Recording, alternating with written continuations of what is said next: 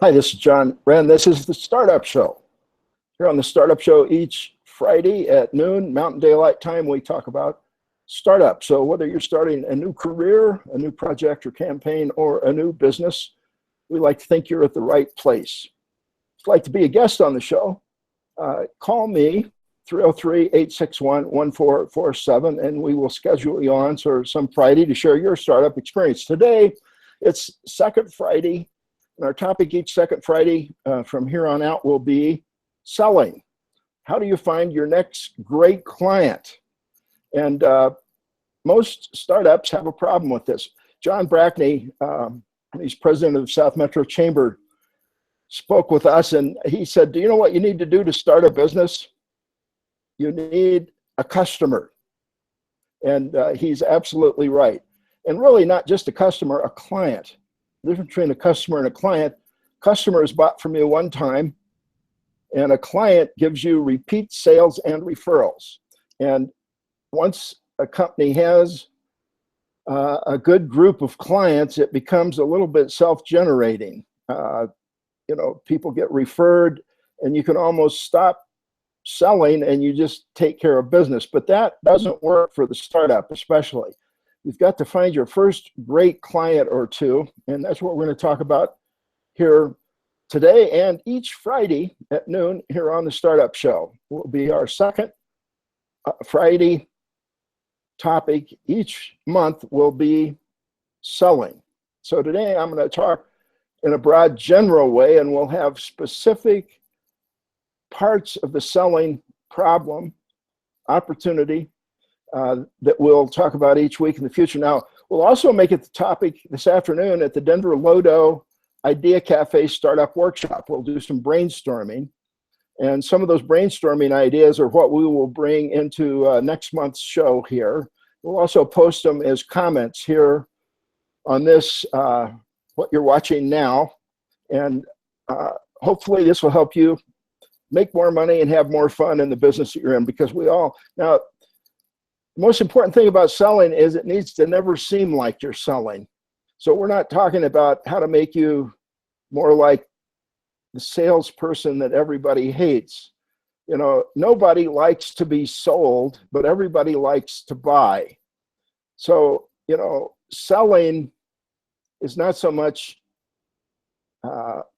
what you do, but what you enable the prospect to do. Now, prospect is a suspect that's interested. We have a universe of people. That's stage one. It's everybody in the world, the universe. And then there are suspects, people that you suspect might be interested in what you have to sell. And the universe, all of the world's a pretty big place, but suspects come from many different sources. Now, that's a place where networking comes in. If you go to a networking group, you're really taking the people that have shown up for that and then talking to people, and because you suspect they might be interested in whatever you can help them with. And that's a better way to look at it at a networking event, especially, is these aren't people that you can sell as customers. These are people that you can possibly help. And so you go to a networking event and had conversations, and they're trying to find out if they can help you. And, it's fun. It's a party. There's usually a lot of drinking involved. Sometimes people think networking events are just excuses for drinking, and sometimes that's true. And it's not my preferred method. Now, some people do a lot of networking, and it seems to work okay for them. More power to them. And, the main thing about networking is you don't get tied up with one person, but that you go from person to person to person and do it in a graceful way, so you're not just making everybody angry. I have a tendency to do that. If I can't sell them, I may be sometimes too short with them. And the people that seem to have more success or supposed success at networking are the ones that just go and try and be helpful to people in any way that you can, not necessarily the product or service that you provide for money, but you just try to be helpful. And it can be, a good experience. Feels like fun. Now, it used to be, before the Tea Party was thought of as a political group, I used to call networking events business by Tea Party, because it seems to be women that are more oriented towards networking. A lot of men too. I'm not saying it's just women, but women seem to have a real attraction to this kind of separating suspects from the universe. And that's really all they are, is a suspect. You get their business card and then you're going to have to follow up and find out if they're really a prospect. The other way to look at the universe of all possible people and narrow that down to suspects is to buy a list. And I like that method. And there are a lot of good, if you just go on Google and, list broker, Info USA is a big one. And they may be the best. I'm not sure. Gupta, Mr. Gupta started one, sold it, and then started another one, and they seem to be doing really well. I haven't bought a list in a while, but I'm going to start doing it. And that, to me, is the most efficient, the best way to find suspects. The other way to do it is what my friend Casey Truby calls hold up your hand marketing. And hold up your hand marketing is where you have various activities that you participate in that attract people to you. So instead of going to the networking event, in a way, what you're doing is holding a net. You're casting your net out through seminars, workshops, the startup show. You may be watching me and then say, maybe John would be good to work with. You call me up. So hold up your hand marketing is kind of the flip side of networking. I could hold a networking event, a party, a dance, a cocktail party, anything like that. And also hold up your hand marketing would be involved in buying a booth at a trade show. A home show is very good for some businesses, especially CPAs, because not many CPAs do it. It's one of the little known facts, but CPAs can find a lot of good tax work, because at home shows, you find people that have either made some money, they're trying to improve their home, make it bigger, they're new to the community. They just end up being good prospects for CPAs. But still in all, it's a lot of work. And I think it's more efficient if you buy 1,800 names or so. It should give you your first good client. Why do I say 1,800? Because you go from that suspect to prospect to hot prospect to customer to client. And for most businesses with average closing ratios, that means you're going to have about 1,800 suspects. Now, how long does it take you to get 1,800 cards at networking events? If you have one drink every, let's say, 3 people you talk with, what would that be? 1,800, 60 drinks. So if you go and have 60 drinks with people, you'll end up with the same thing you get for not very much money from a list broker.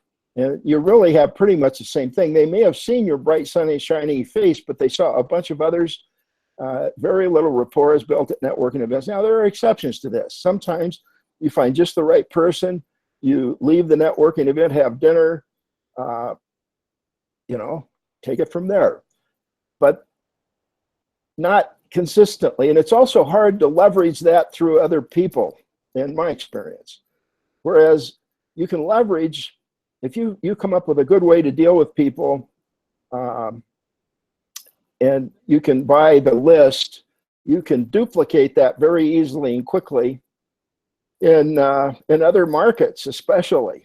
You go to a networking event in another market, you're the outsider, it's different. But if you buy 1,800 names in one city and it works well, next city you buy 1,800 names and so forth.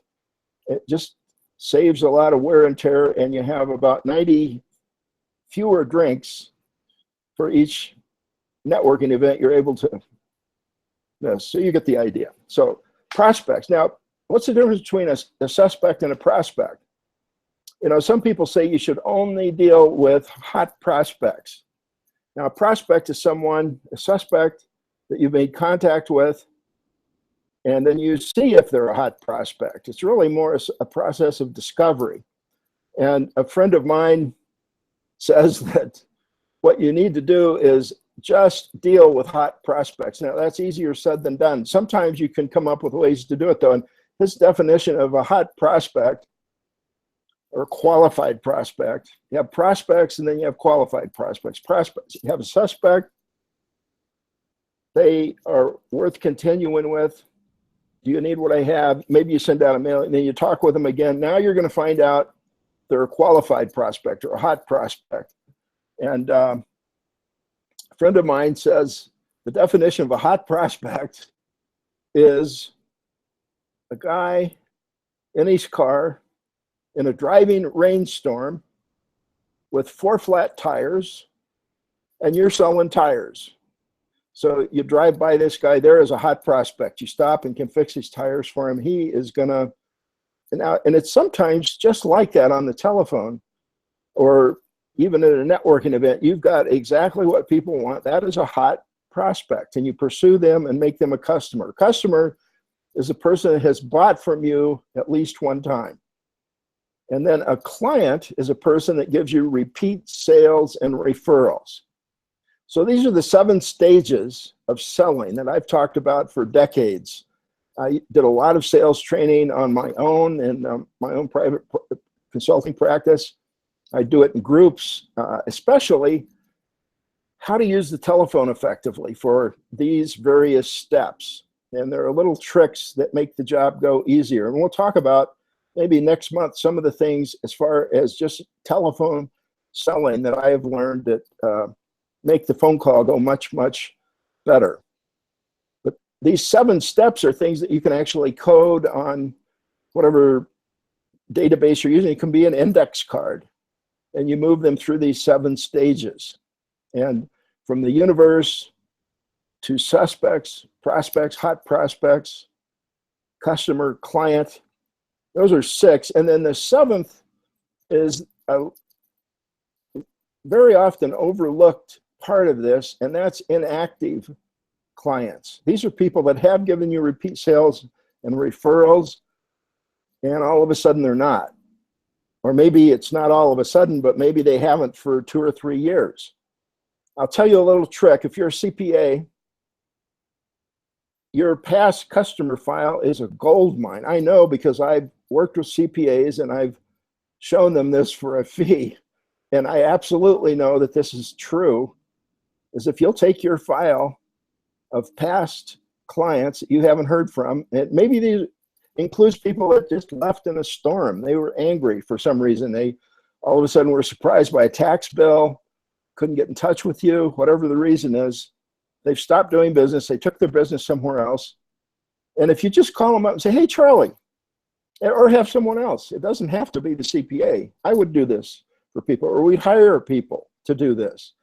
And you just call them up and say, hey, Joe Smith, your former CPA, and I'm not a CPA, but Joe asked me to call you and just touch bases, see how it's going.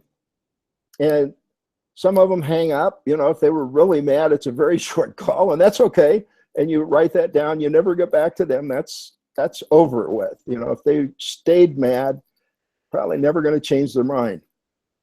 But you'd be surprised how often you'll hear, oh, you know, I'm so glad you called. I've been thinking about calling him or her. And those are extraordinarily hot prospects. You need to get right out to see them. The CPA needs to get right out to see him. He is the professional. Now, if you have somebody on the phone for you, they may go with you, but the CPA needs to be the one that carries the water once it's someone like that, a hot prospect. But it's a waste of time, in my opinion, for them to be going to networking events or getting involved in making the first phone call to separate the wheat from the chaff.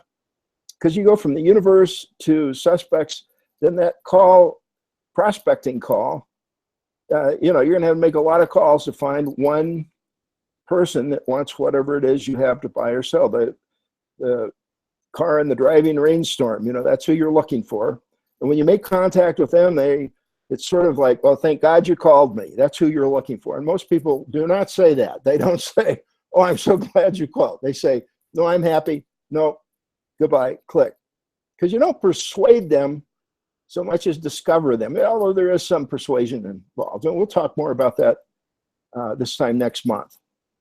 And Now, I want to talk a little bit about the marketing and professional services. I've done a lot of that for a large consulting firm in my own consulting work. I've had clients that are professionals, and it is a little bit of a different ballgame. And there, even more than anything else, and this is true for everything, you never, ever want to be seen as the salesman. Now, the masters of this is a company called George S. May. They're the world's largest, and until they went out of business not that long ago, the world's oldest consulting firm devoted exclusively to small businesses. And I found out about them. I had dinner with a guy that had been with McKinsey, and he had way too much to drink, and he told me all kinds of stuff he maybe shouldn't have about McKinsey. But he also told me that if you want to know how to market consulting, go to work for the George S. May Company, because he said, I'm not sure their consulting is that good, but they know more than anybody else about how to sell consulting. And he was absolutely right. I called him up. I was hired. I was one of their top people right off the bat. I was good at the job. I had a knack for it. And it's a rare commodity. I had 2 go-aheads my first week. They say that almost never happens, but I did have 2 go-aheads. That means we went on. Now, the way George S. May, and they're out of business now. So I was sort of supposed to not share any of this, although there's been so much time now that I probably would be okay sharing it no matter what. But here is the inside look at the world's best marketer. And what the George S. May Company does, they don't just call the suspects, they troop out and see them. And they'll go into an apartment building, into an office area complex. They go city to city to city, and they have a 3-phase approach. The first phase is knocking. They'd like to knock on the door of every business in America and go in and talk with the owner, the president, the CEO, the top person. And who they're looking for is the business owner that is sitting at his desk saying, oh, dear God, please help me. And then here's the George S. May Company. And that is, they're a hot prospect. And you can sense it when you're face to face with people who are looking for help. You know, when the cavalry comes to the rescue, it is a good feeling. It's different than if the cavalry comes and they really don't want you around. And so it's not so much communication, it's being face to face. And they had a commission sales force knocking on every door in America looking for hot prospects that are willing to sign an agreement for an analysis of their business. And they sign that and agree to pay upon invoice. And the next thing they know, usually the next morning, there I am. I'm who they bought. Now, back then it was $350. It had gone up a little bit. But it's really not so much how much, it's just that they're willing to make a commitment. They're going to pay a certain amount. And then here comes a person. And it's amazing that people respond to you differently once they've paid for you to come into your business. I mean, I do a business analysis for pretty much everybody for free. And I tell them what's wrong with their business, what they ought to do. And people hate hearing it until you have credibility. Now, one of the things they did to teach us credibility was the dress for success thing. You're supposed to dress one level up from how your prospect is. And so we'd wear a dark coat, dark suit, white shirt, a tie, shined shoes, trimmed fingernails, no beard. They wouldn't allow me to have this. And they did a lot of things to try to telegraph that this is a professional that knows what he's doing.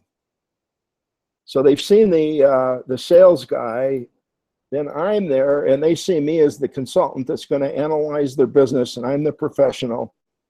But little be known to them, I am a sales guy. I'm a commissioned salesman. I'm paid by commission.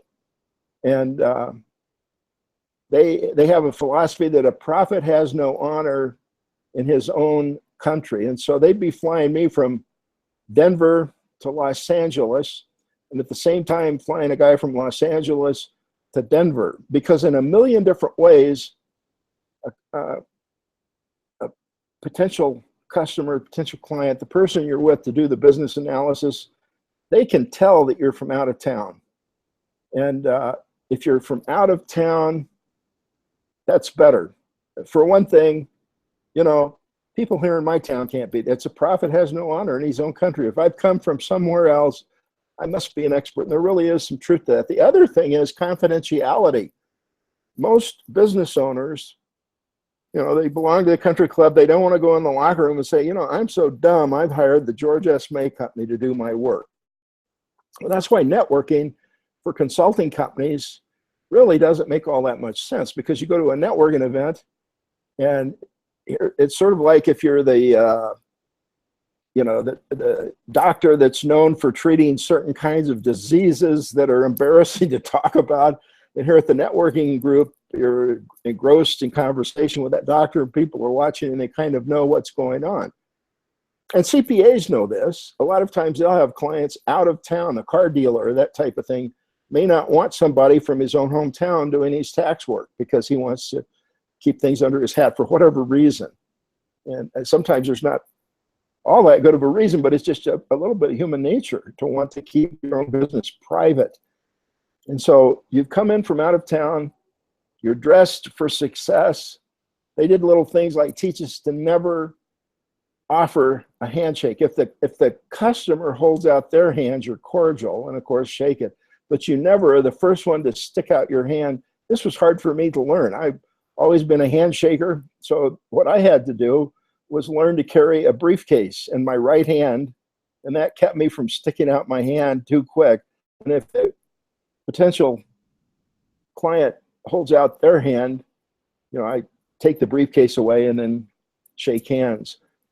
But think about it. If you go to the doctor and the doctor is too friendly, it starts making you wonder, is this who I really want cutting me open, a surgeon or something like that? Maybe a GP, general practitioner, is a little different, but if it's a serious matter, generally the handshake's not going to help establish a professional demeanor. Some people hate this, but this is what George S. May had experienced. Now, they've gone out of business, but not because they couldn't sell consulting. The problem was they were selling a lot of consulting in an environment where there were new problems caused by technology that they just couldn't keep up with the consulting side of things.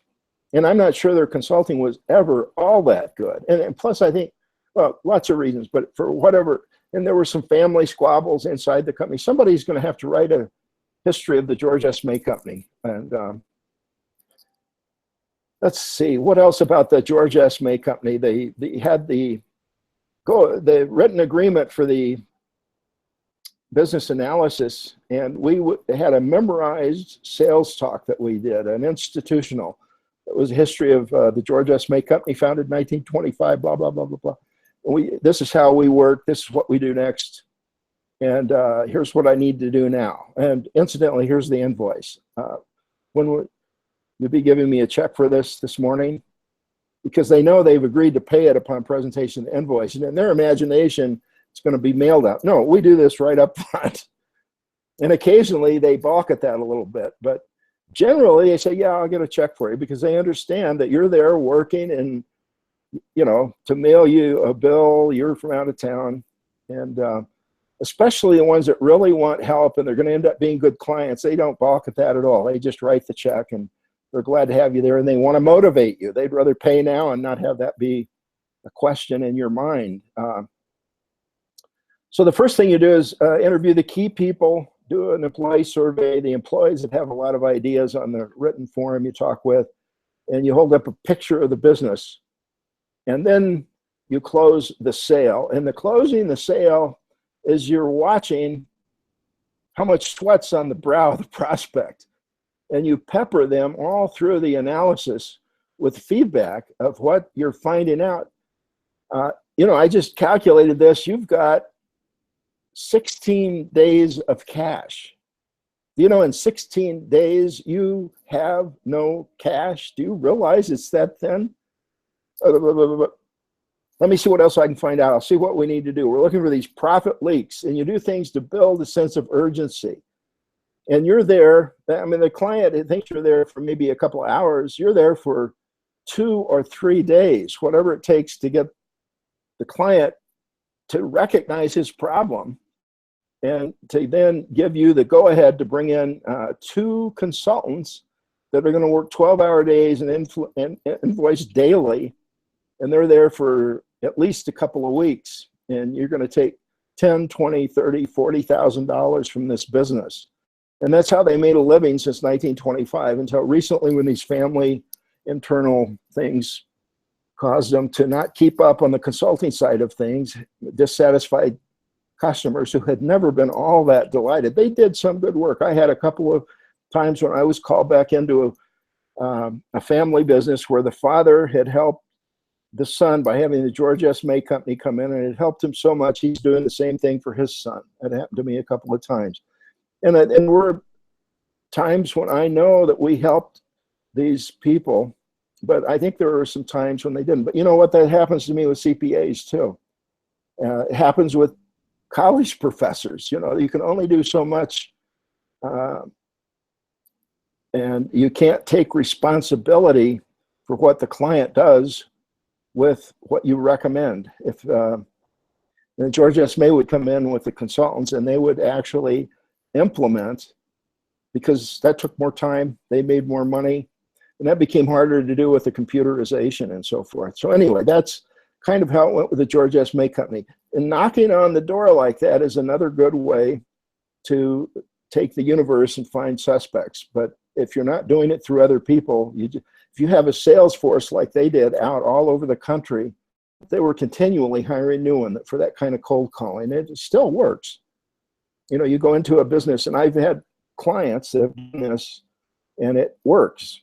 You go to the door and knock on it, or you walk in, you get with the CEO, tell them what you're doing, and you're looking for the one that is the equivalent of the car in the driving rainstorm, and you can sense that, and he's looking for help. But then, how do you turn that into money? And this three-step approach of George S. May is genius. It's very difficult for the sole practitioner to do all three steps themselves: knocking on the door, finding the good prospect, doing the business analysis, then doing the actual consulting work. And I think one of the things George S. May did that was very smart was to have those three separate divisions of the company, and each one was a profit center. They had commission structured. It was a great business. I was really amazed that they allowed it to go under. And I think it's part of why the economy in the United States is not what it once was. Is I think the George S. May Company has gone. I think they did a lot of good. And part of the good they did is they would either fix them or kill them. You know, they would take that much money out of a small business, and it either put them back on the right track or it put them under. And that's really what's needed a lot of times. It's hard to limp along and lose money and have a long drawn out process, you know, and they would come in and help them see the reality of their situation. Nobody's doing that now, and people stay with losing situations, and I think it's part of what's wrong with the economy. So that's the George S. May Company. We're almost out of town for today. I'm going to try to each month give you an example of a company I've worked with, like the George S. May Company, that maybe you can learn from. If you've got questions about anything I said about George S. May, about selling, please give me a call. You know, I'd like to help you find your next good client. And we're sponsored by the Small Business Chamber of Commerce. We have all kinds of free meetings. And they're free because they are sort of self-help groups. We usually have a facilitator leading the meeting. I do model meetings here in Denver. Come to a model meeting. We'll help you start similar groups wherever you're at. And we have groups centered around each one of the practices of our Small Business Chamber of Commerce startup method.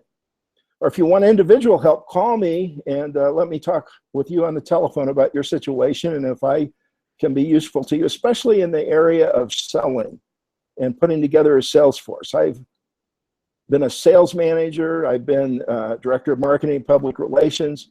I've been a salesman. I have done training at each one of those levels.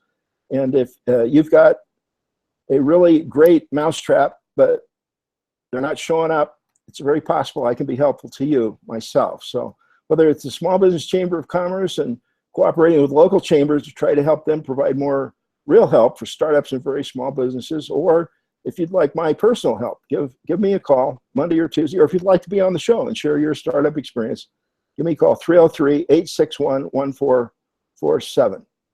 So this is John Wren, the Small Business Chamber of Commerce. We're on each Friday and on YouTube, live broadcasts, Google+, on-air hangouts or johnwren.com. And at the end of each show, I like to remind you and also myself, this life's very short. Let's go get started. Thanks for watching.